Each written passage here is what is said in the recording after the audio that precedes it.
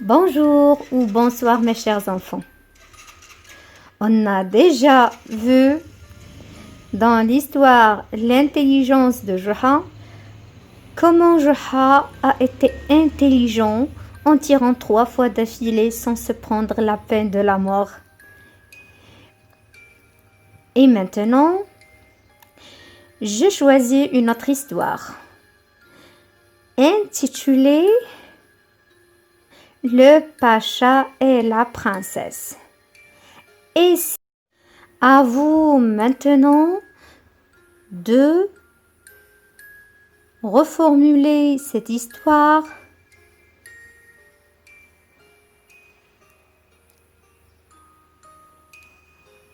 Le Pacha et la princesse. Traduction Ziyad, illustration Ataya El-Zouhiri. Aussi, vous pouvez donner un petit résumé. Et voilà. Écoutez maintenant, mes chers enfants. Juha est sorti le matin, comme d'habitude, portant sa hache, se dirigeant vers la terre. Vers la terre qu'il avait héritée de son grand-père, pour la cultiver. Juha n'a pas réussi à la planter. Il frappait le sol avec sa hache ici et là, et l'arrosant avec de l'eau. En vain, c'était une terre stérile. Juha s'assit et pensa à vendre la terre et se demanda qui va acheter des terres impropres à l'agriculture. Et tout le monde le savait. Et Juha est allé frapper le sol avec sa hache, avec rage.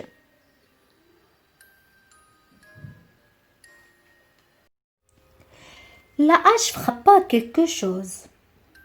Juha fait sortir rapidement cette chose de la terre. Il trouva entre ses mains une statue de chat en or. Entre surprise et plaisir, il cacha le chat d'or dans ses vêtements et se précipita chez lui pour dire à sa femme qu'ils étaient devenus riches avec cette soudaine fortune. Juha, en frappant à la porte, il entendit sa femme dire « Retour d'où tu es venu. Je ne peux plus vivre dans la pauvreté avec toi. » Il lui dit « Ouvre, femme, nous avons un précieux trésor. » Quand il lui a donné le chat, elle a dit dans l'étonnement « Oh mon Dieu, de l'or, de l'or !»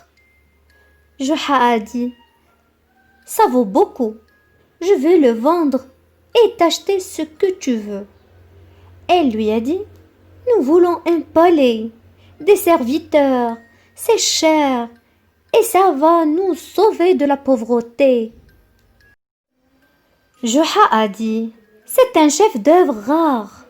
Il faut trouver quelqu'un qui l'appréciera. » Sa femme « J'ai une idée géniale qui va nous rendre des gens les plus riches du pays. » Elle a dit « Donne-moi quelques minutes jusqu'à ce que je vais chez nos voisins et emprunter de l'argent. » Juha, protestant, « Pourquoi emprunter et l'argent est entre nos mains. » La femme, « Tais-toi pour que personne ne t'entende. Laisse-moi aller dans mon idée. Et tu ne vas pas regretter. Elle est revenue avec de l'argent et elle a dit, allons au marché acheter des vêtements chics.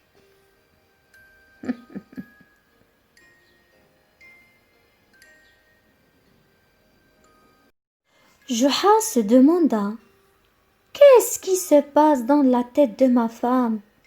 Après avoir acheté des vêtements chics, il les emportait.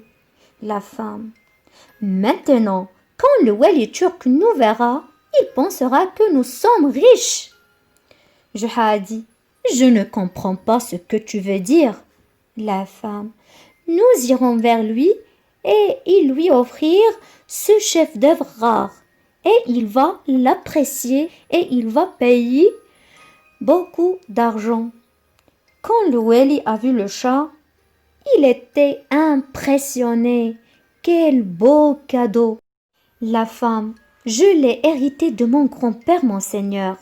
Le wali a appelé le ministre et a dit, donne-leur 2 fois le poids de ce chat en pièces d'or. La femme de Juha lui dit, n'accepte pas cette récompense. Suivant mon plan, le wali nous en donnera plus.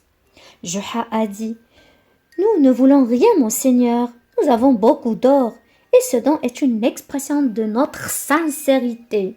Le wali dit au ministre, donne-leur des pierres précieuses et des perles dans un sac. La femme de Juha lui dit, ne l'accepte pas non plus. Juha a dit, assez de cupidité.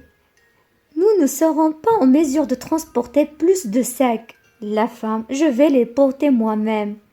Juha, merci monseigneur, nous en avons beaucoup. Le wali dit au fond de lui, waouh, ils sont très riches, mais je dois leur donner quelque chose de précieux. Il leur dit, j'ai fait de vous, Juha, un pacha, et votre femme, je lui donne le titre de princesse. Et ne rejetez pas ma demande. Quand ils rentrèrent chez eux, la femme de Juha se mit à pleurer. Et Juha lui dit, pourquoi pleures-tu, mon Altesse, la princesse? La femme, comment puis-je rembourser ce que j'ai emprunté, Pacha? Et voilà, c'est la fin. Au revoir, mes chers enfants, à une autre histoire de Juha.